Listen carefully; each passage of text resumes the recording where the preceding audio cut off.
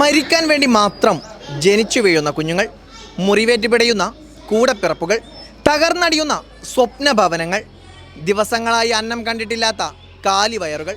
ഫലസ്തീൻ്റെ നേർചിത്രം മാനവരാശിയെ നടുക്കുന്നതാണ്. കലോത്സവ വേദിയിലും ഫലസ്തീനെ പുനരാവിഷ്കരിക്കുകയാണ് കൊച്ചു കലാകാരന്മാർ.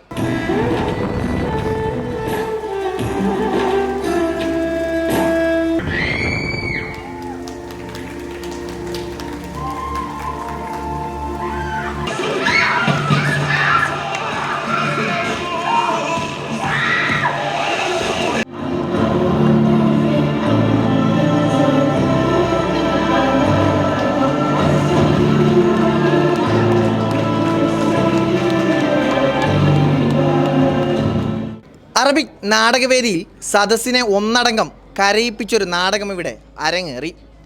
ചോരപ്പുഴ എന്നർത്ഥം വരുന്ന നെഹ്റുദം എന്ന പേരിൽ തെൻബി ഹയർ സെക്കൻഡറി സ്കൂൾ കാസർഗോഡിലെ വിദ്യാർത്ഥികൾ അവതരിപ്പിച്ച നാടകമാണ് സദസ്സിനെ ഒന്നടങ്കം കണ്ണീരിലാഴ്ത്തിയത്.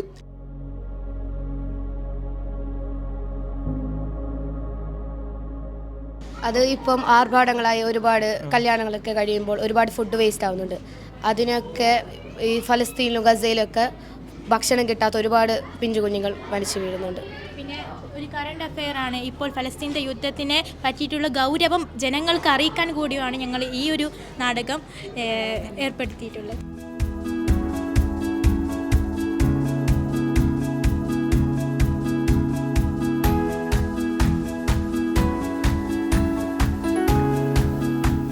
ആ സമയത്ത് സബ് ജില്ലയൊക്കെ നടക്കുന്ന സമയത്ത് ആ കുട്ടികളൊക്കെ ഇങ്ങനെ ഓരോ ദിവസവും കൊല്ലുന്നൊരു സമയമായിരുന്നു.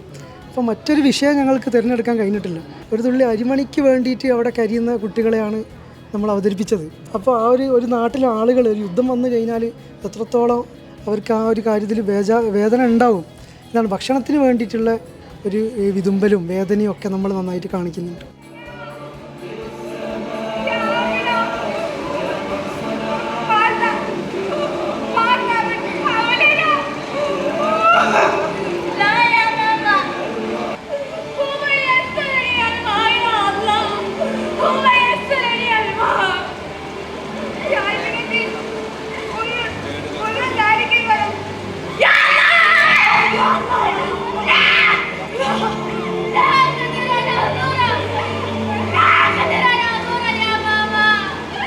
നമ്മുടെ ഭൂമിയിൽ ആഡംബരങ്ങളും മറ്റും വർദ്ധിക്കുമ്പോൾ അതിൻ്റെ മറുവശം വലിയ പട്ടിണിയും ദാരിദ്ര്യവും ദുരന്തങ്ങളും ഒക്കെ സംഭവിക്കുന്നു. അപ്പോൾ അത് ഏറ്റവും കൂടുതൽ ബാധിക്കുന്നത് നമ്മുടെ സമൂഹത്തിലെ കുട്ടികളെയും സ്ത്രീകളെയുമാണ്.